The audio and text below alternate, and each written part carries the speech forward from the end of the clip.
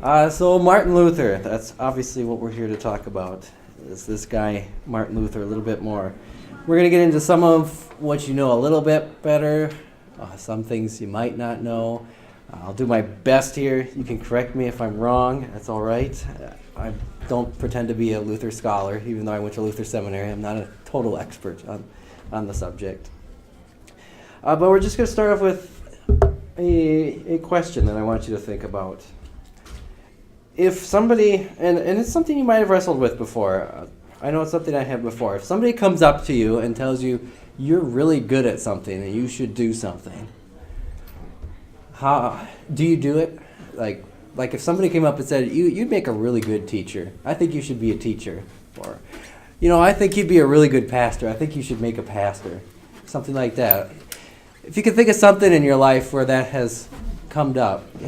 Has anybody ever encountered that before in their lives, besides those that are pastors? You're scary. Jim Cherry has asked me to help in services, okay? Mm-hmm. And I have said to him, and I have said to the pastor himself, that I'm looking for a calling. I want a road to Damascus experience or something. And they said, just keep looking. Just 5 minutes ago or 10 minutes ago, before you came in, Cynthia Ryder came in and poked me again. Okay? And so is there, would you help us? And is that my calling? It could be. Is that right there, right then? Oh, something's pushing you. Huh? Something's poking you. 5 minutes ago. A couple people are poking. Just before I came in the room. Just before I came in the room. Yeah, you don't know when things like that are going to come up. It might be to be a leader. It could be to become a pastor. It could be to become a teacher. It could be to become a banker. You don't know why you do what you do, but sometimes you need that push. Sometimes you need a push out of your comfort zone. And really that's where we find Martin Luther beginning. There's a guy named Staupitz. He told Luther basically, you should be a teacher. You should be a professor.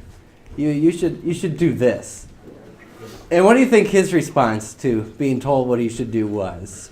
Remember, he's a German. I don't think so, Tim, as they would say in Home Improvement. No, that's not for me. That's not for me.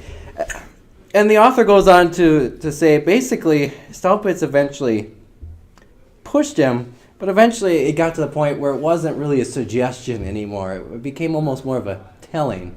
You're going to become a teacher. You're going to be a professor. You're going to do this.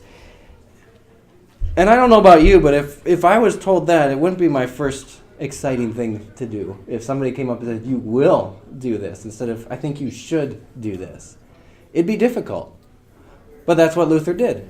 Luther then became a professor, and he began to follow his own calling. Sometimes that's what we need. Sometimes we need a swift kick in the rear if we don't know where we're going. And maybe that's what you're getting. I can't speak entirely for that. You'll have to explore that yourself. Help in the service, to me, that's pretty professional, to be an assistant or whatever, to lead in the prayers and all that.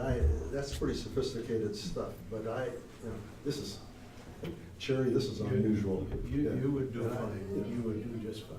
I'll talk to Sue about it. Yeah. I refer to that as the Eli principle. Mm. There you go. Eli was the Old Testament prophet, and Samuel, at a very young age, was given into his charge. Mm-hmm. And during the night, Samuel had a dream, thinking that he heard Eli calling him. And so he went to Eli. No, I didn't call you. Go back to bed. Yeah. Happened a second time.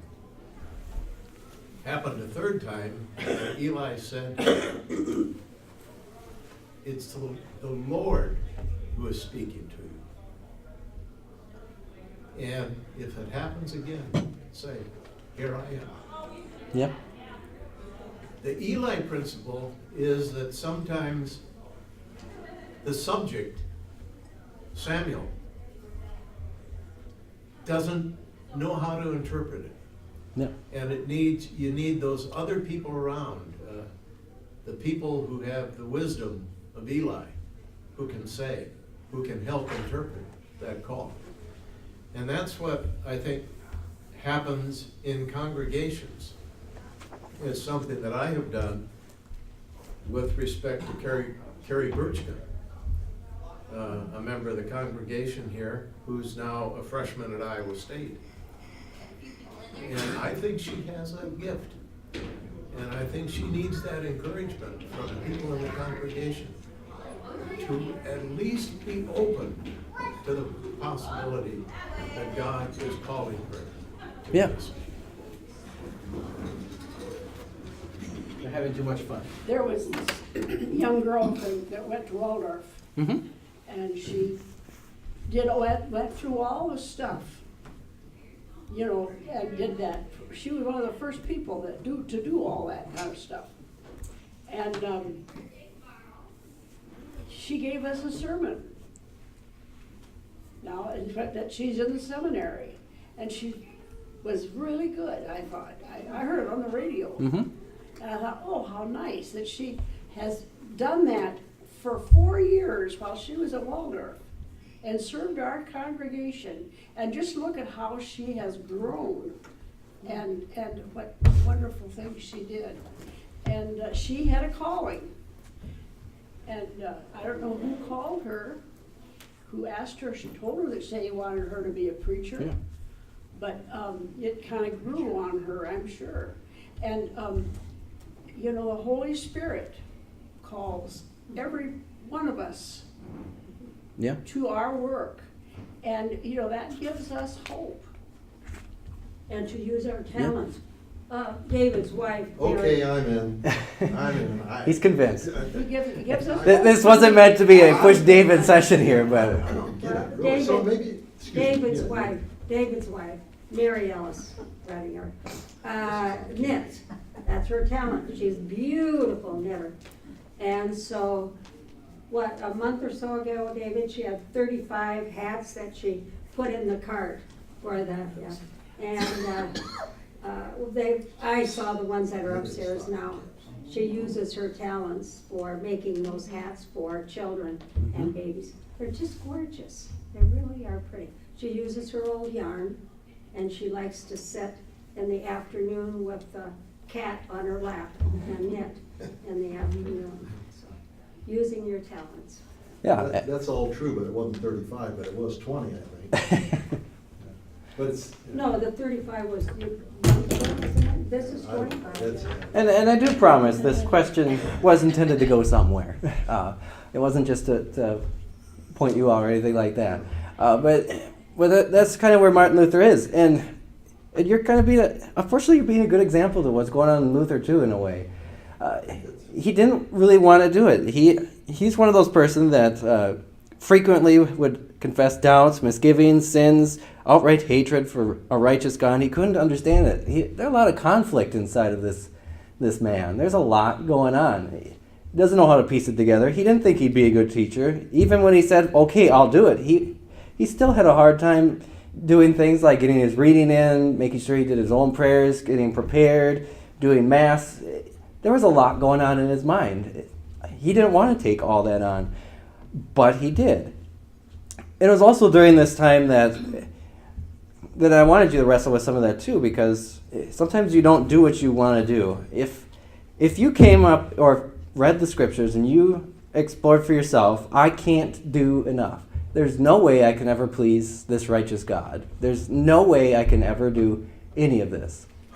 And then you all of a sudden see this other avenue, instead of it being about works, but becoming more about Christ alone, faith alone. How would you have the guts to A, come out and say that, or B, if that was your internal calling, how do you know that that's true when everybody else around you is pushing you in the other direction and saying, no, that's not true. That's not the doctrine. That's not what you've learned. That's not what you promised you say would teach. How's that push you? If you came up with this something that goes completely against the norm, how do you wrestle with that?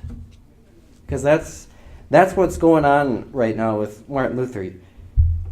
He's coming up with new ideas that aren't necessarily new. We'll get back to some of those, but these are things that aren't talked about. These are things that, if you go from a bleak outlook in life to all of a sudden a positive outlook on life, going to Christ alone, how does that change you when you find a new road to salvation instead of the old road that's been pushed down your throat really forever and ever? How does that affect you? That's something I want you to wrestle with. Because What was the old road? Old road. the old road, more so works, more so an emphasis on works, what you had to do to get to heaven. I'll get to that in just a minute in some form of indulgences. That's actually the next part we'll move into a little bit. But the old road was, you have to do this, this, this. It was like a ladder almost, would be one way to describe it. There were rungs you had to get on to. You were going to go to purgatory whether you liked it or not. There's basically you. But then he comes up with this new way. Trusting in God's promises, a new road, faith alone, Christ alone. Instead of it being about you, it pushes it all onto God and Christ. And we'll get to that here in just a little bit. But he said of Jesus, of God, he died for me, made his righteousness mine, and my sin his own. And if true sin no longer is mine, I am free. So that's almost looking at the two worlds right there in just that sentence. Before that, we had to work for our own righteousness. But he's saying when he died for me, for us, his righteousness became ours. And my sin, everything I've done, everything, all my mistakes, everything are now on him. And if the sin is no longer mine, I'm free. I'm free. That's what he's looking at. I'm free. And what a weight off your shoulders if you're like Martin Luther, wrestling with, how can I ever do enough? I can never do enough to please this almost vengeful God that's gonna punish me. I can't ever do enough. That'll drive you nuts if you think about it. But Luther did this. Luther came up with this and explored this. And as a result, I am free. And we only know that but through the gospel. We only learn that because we're sinful, because we make those mistakes, and we know them. We go and we know God's there, and we hear those promises. This is a lot to cover. This one chapter here is a lot of deep theology. I mean, we could talk about some of this for a long time. But the point of that chapter was, absolutely it was a revolution to some of this going on. But to go to Christ and Christ alone, that's what makes us Christians, is one thing Martin Luther would say. Simultaneously saint and sinner. That's another thing. There's a lot of theology here. Absolutely, we make mistakes, but we're also made new, always being made new, nonstop. The thing that's important to understand is that Luther didn't fabricate this stuff out of nowhere. Yeah. It came through intense study of the Gospels and particularly Paul's writings. Yeah. Yeah, this is all stuff that was in there. It just hadn't been really pulled out in this way or explored. So it wasn't like he was making this up on the spot and just slinging around ideas. And if that were the case, it would have been really easy to say, well, this guy is full of crap. He's a heretic, easily. There's no doubt. And he's got to go. Ultimately, the Roman Catholic Church is going to try to do that. But something that you get to later, and some of his defenders say, prove it. Show us where he's wrong before we do anything else. But yeah, that's a good point. That this wasn't just made up. It could seem like it's made up because it was never explored in that way before, never explained in that way before. So it was revolutionary. And that's where we come to the explosion that was about to take place on Halloween in 1517, which we're going to celebrate this year, the 95 Theses. Because, as you asked before, what are some ways you could get to heaven before? Indulgences was one way to cut off time on your purgatory sentence, which could be, thousands of years to millions of years. Nobody actually knows what the numbering system would actually be. But basically, whatever mistakes you were kind of added up to your time that you were going to be stuck in limbo would be another way. You weren't going to get into heaven, but you weren't going to hell. You're kind of stuck in the middle. And there's things called indulgences in which some things you could go and there'd be traveling artifacts, like some things like, well, these are nails from the cross, this is pieces of the cross. It could be like, I don't think they went as far as saying it was somebody's skull or anything like that, but traveling, was it that one? Saint skull. I couldn't remember if that I've was. seen some in Europe, yeah. But yeah, there's things like this is somebody's head, somebody big. If you came and saw it, if you paid to come see it, if you came, prayed to it, things like that, that would cut off time off your sentence of being in purgatory, was part of that.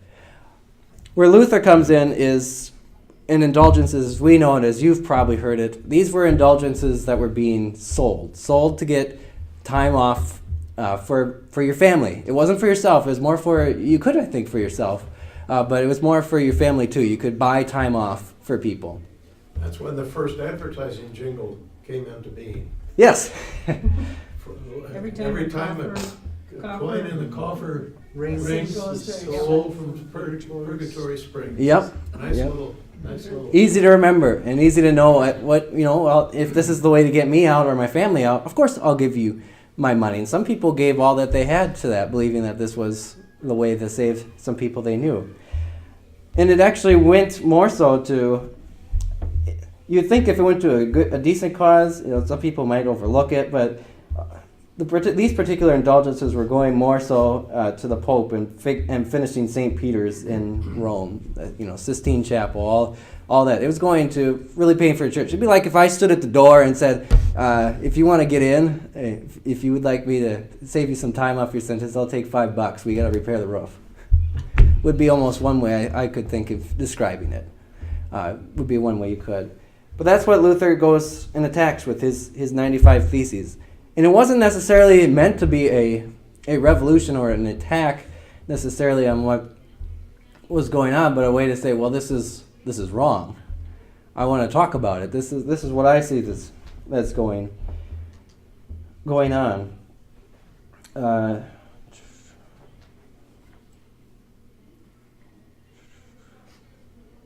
didn't it happen, if correct me or I'm wrong, when he posted the 95 Thesis, he never thought it was that it would get as widespread No, as it did. there was. And that's where the printing Yes. press comes in. Yes, there was no Someone thought in leaked it his out, mind at all that printed this was out going to blow up pamphlets into and this huge somebody revolution. leaked the news. Somebody did, yes. Somebody had the smart idea to reprint it in languages that people could read and to spread it out and say, well, this is what's going on. This is what's going on.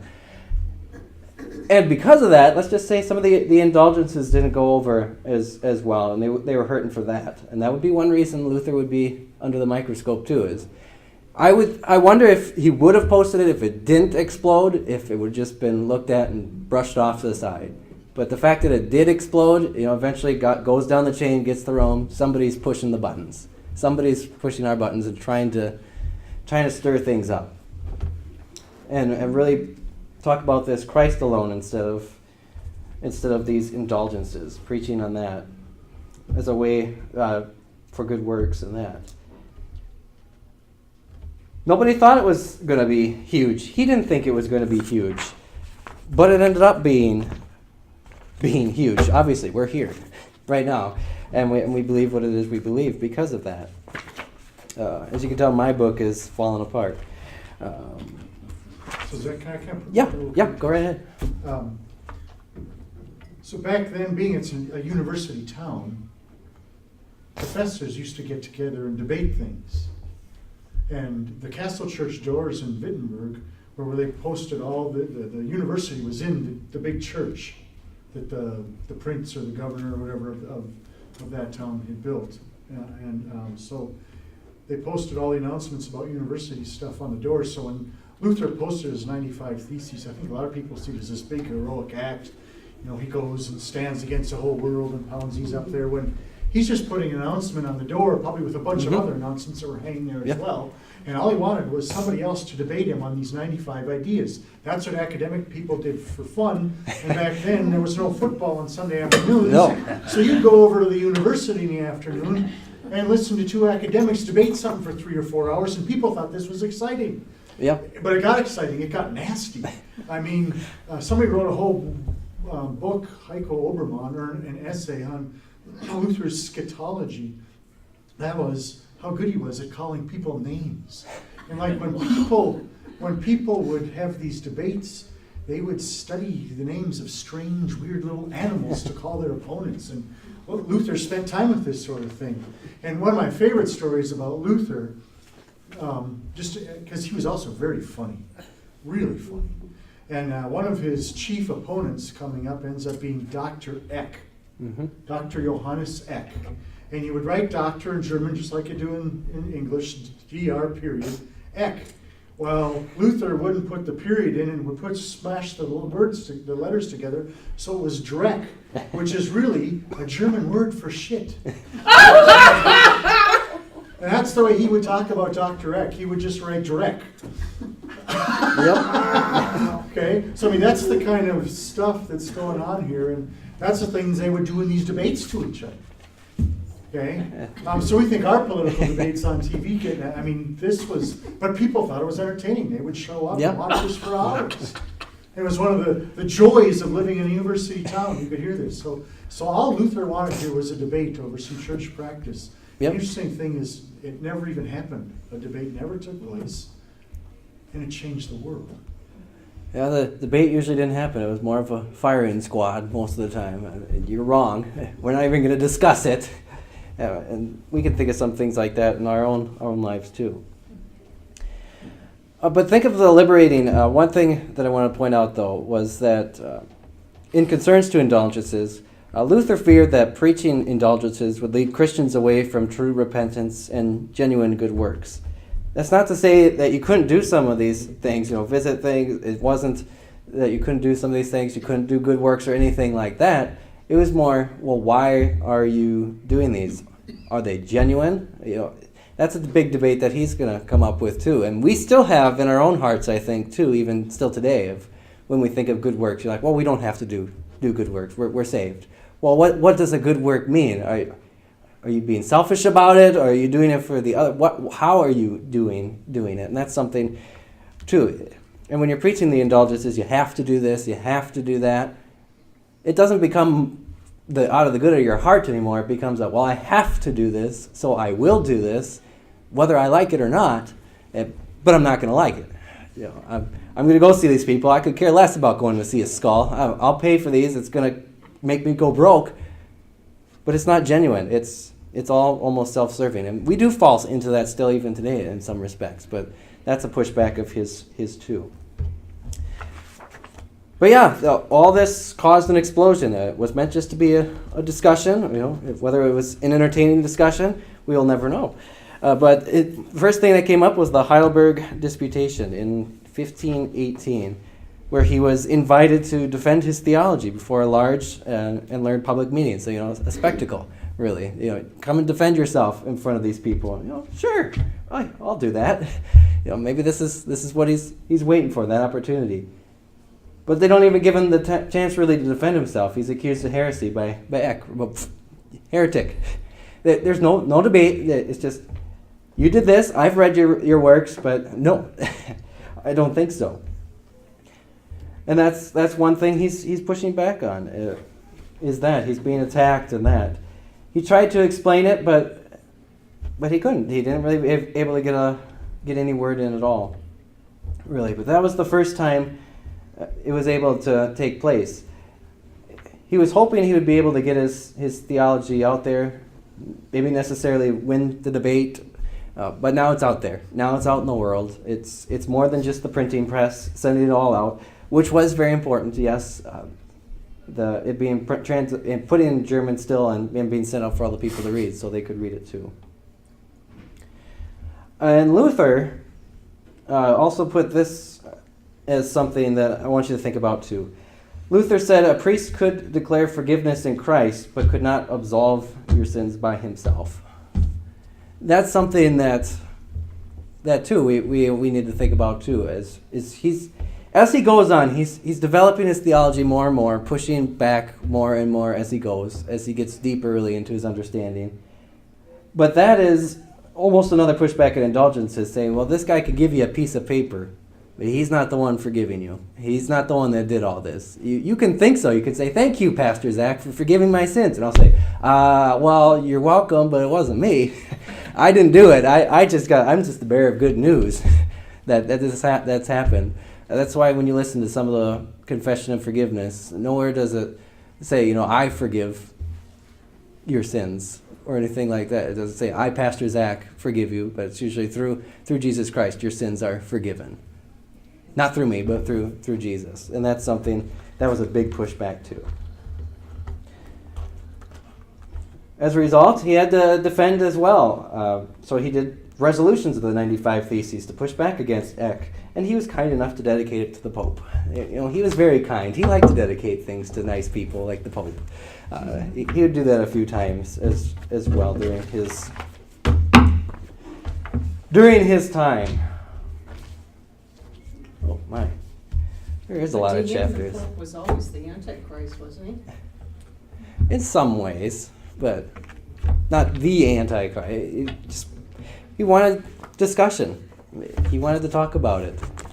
And things and the Pope just didn't want to listen. It would be one of them. So yeah, he pushed back against it. The Pope was attacking him. When Luther uses that language, he's not actually attacking that person, like Leo X, who was the Pope when he was Pope. He's attacking the office. But that's He what doesn't he said, think isn't any, Yeah. right, but the office of the Pope, that no human being really has that kind of power, and that in some ways the Pope is usurping the place of Christ, and that's, so when he uses that language, though, he's attacking the office, not Leo personally, Right. but just that there shouldn't even be a Pope, that's part of the problem. Yeah, it's not one person has all the power. It would be another way. And the Pope liked to think he did, and at the time, absolutely he did. Politically, religiously, he was almost the top dog in some respects. The church was very involved in politics at the time, and that's a conflict of interest right there. If you think about it, how can you serve both of these things while also be the leader of the church at the same time? When was it that Luther was before some kind of assembly or inquiry of his theology, where he took the stand and said, "Here I stand, I can do it"? I believe that's coming up. It's in my. He did. Is it the Diet of Worms? Yeah, I guess Diet. the diet. That's coming up, yeah. I do believe. I don't think they worded it that way in the book, but if I remember, that is coming up pretty quick. He just basically, got the feeling when he started, he just wanted someone to prove him wrong. Yes. And no one would ever give him that rebuttal that made him feel, you're right and I'm wrong. He just wanted someone to, and then I think it just bolstered more and more. Well, then to go back to what Zach was saying at the beginning, Luther didn't even want to do this. He didn't want to become a professor, and he was in these horrible spiritual struggles Zach was talking about, where he didn't feel he could ever measure up to what God wanted from him. And when von Staupitz gave him his job to become a teacher, he said, "I want you to go and teach the Bible. But as you do this, I want you to ask yourself, or search for something as you're preparing to teach. I want you to find a gracious God." So that's the question he had in his mind as he's preparing to teach. But Luther didn't want to do this, but that's what convinced him it wasn't his will, it was God's will, that he really was called to this, because it was never his idea.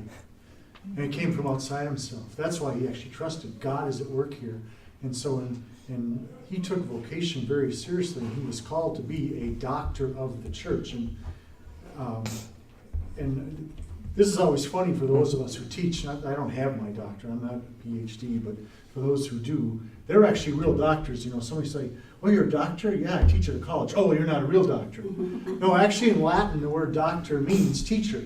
And from it we get doctrine, teaching, and if you indoctrinate, you're a teacher, right? So really, somebody with a PhD is a real doctor, and a medical doctor isn't really a real doctor. They're not a teacher. Okay? But Luther was convinced he was called by God to be a doctor of the church, and that meant the whole church. And if he found that the Pope was in the wrong, it was his job, being called by God as a teacher of the church, to teach even the Pope. Yeah. But it was his deep conviction of his vocation, his calling from God, that drove him to take the stands he did and to never back down. Yeah, you can see it. It's an internal struggle. I can't even imagine ever being called to really blow things up almost and not want to do it. I don't even know how to describe that. That'd be like if I was elected president of the United States and I didn't want to do it, almost. I don't know how I got called here. I don't know what I'm doing here, but I'm here. What am I going to do with it? It'd be a struggle. I can't even put it into words really of how that would be. We had one president that was the scenario. Taft, what he really wanted was to be Chief Justice of the U.S. Supreme Court. He never got his chance for that, but he got pushed into the presidency and got elected, and he spent 5 days a week in the afternoons playing golf all day. Because there are plenty of golf courses in Washington, D.C. and surrounding areas, and he wasn't really all that effective as a president because he was too busy playing golf. Yeah, and now that it's all blown up, all really out there in the open, his life in a way is in danger, in a very big way. The church is going to be gunning for him now. They think he's a heretic. He's not going to go backwards because nobody's really given any evidence to say how he's wrong. So much to the point that he had to convince people to hold this next event where he was at, move it to Augsburg instead of going to Rome, because if he went to to Rome or to the Vatican in that area, he was as good as dead. He was not coming home. And that's actually one of the people that was sent there said he was instructed to either recant or go to Rome as a heretic. And at that point, you're as good as dead. Mm-hmm. If you're getting drug all the way there, you're not coming back, especially as a heretic. So he's got to play defensive quite a bit now for a lot. And it's a good thing he has friends in high places throughout this, and that's something that's important to remember too. All the stars really aligned in a certain way for a lot of this to work out. It could have been extremely easy for this to be shut down very quickly. If he didn't know people in high places that were on his side that also agreed, well, you don't have anything against this guy, so no, I'm not going to hand him over to defend him, eventually kidnap him, hide him, things like that. He would have been gone a long time ago, and this would never have taken off. And who knows where the church would be today. Not just as Lutherans, but there's other off branches too that come off from the Reformation too. This isn't just about Lutherans. We don't know where things would be. Actually, one of the strangest friendship he had was Frederick the Wise that protected him. Yeah. And Frederick Wise had the largest relic collection. Yeah, exactly. And he made his money off the indulgence, which Martin Luther wanted to do away with. Yep. But yet he protected them.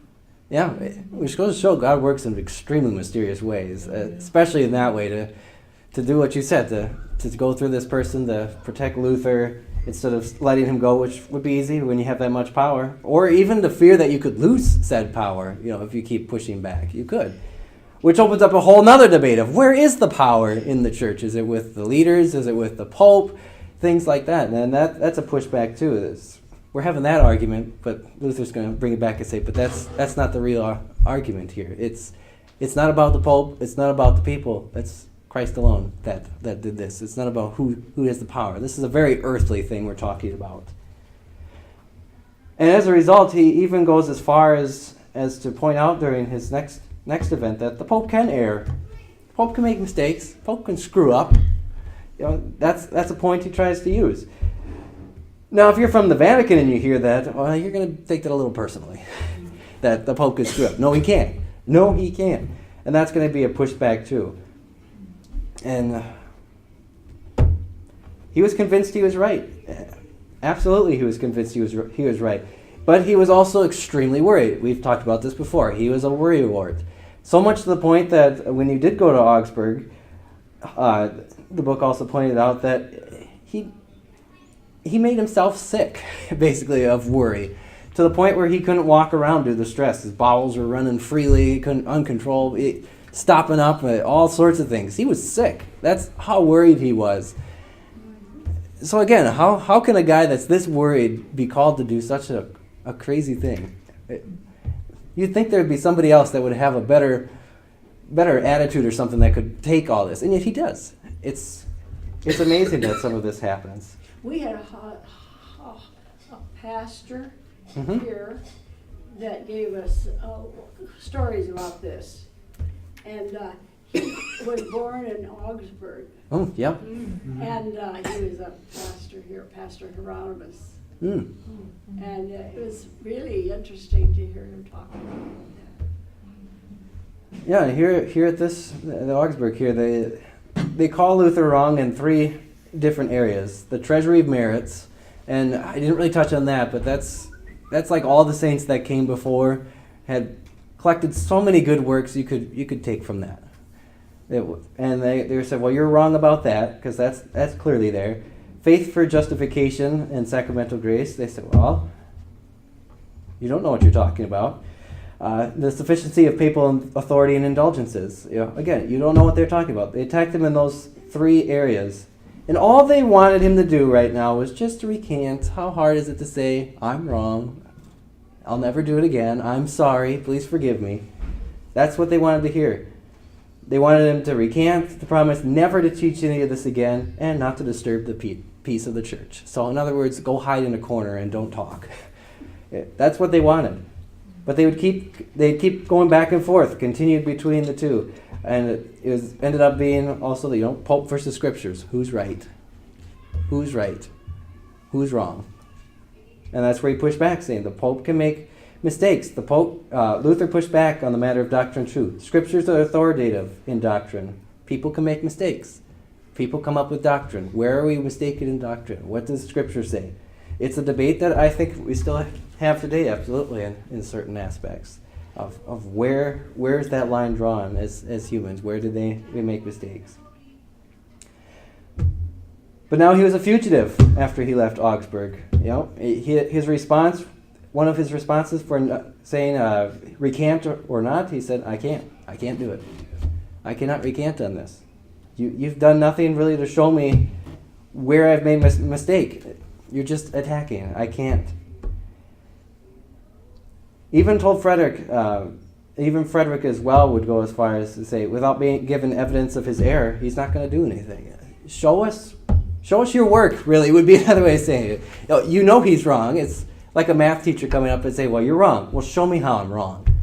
How am I wrong? And, most math teachers can show you, but if it was something so different that they didn't see right in front of their face and they can't do it, how do they do that?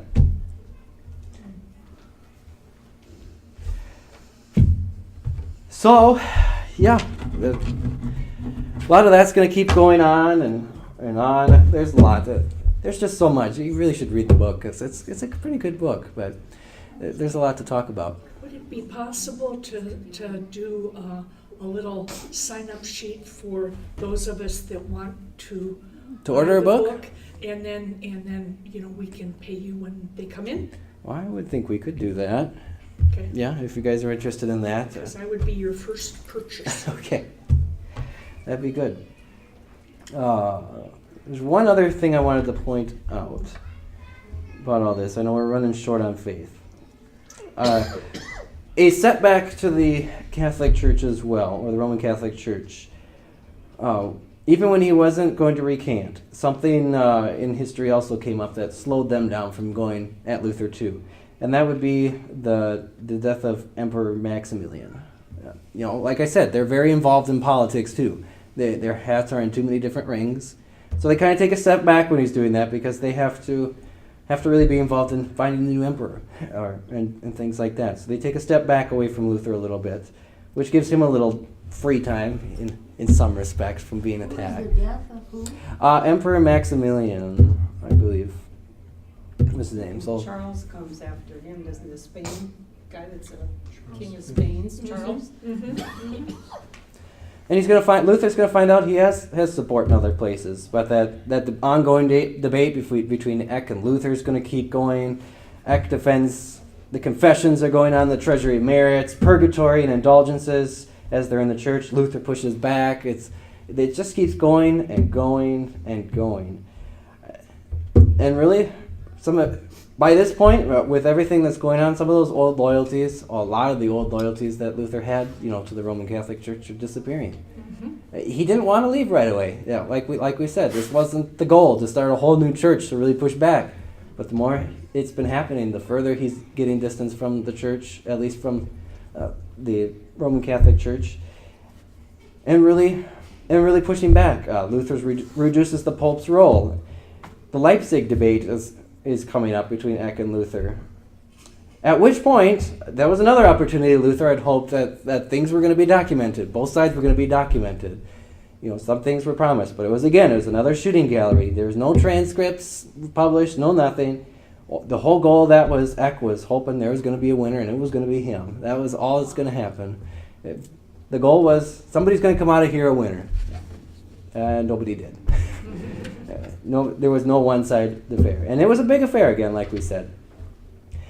And then a big challenge again was the Pope.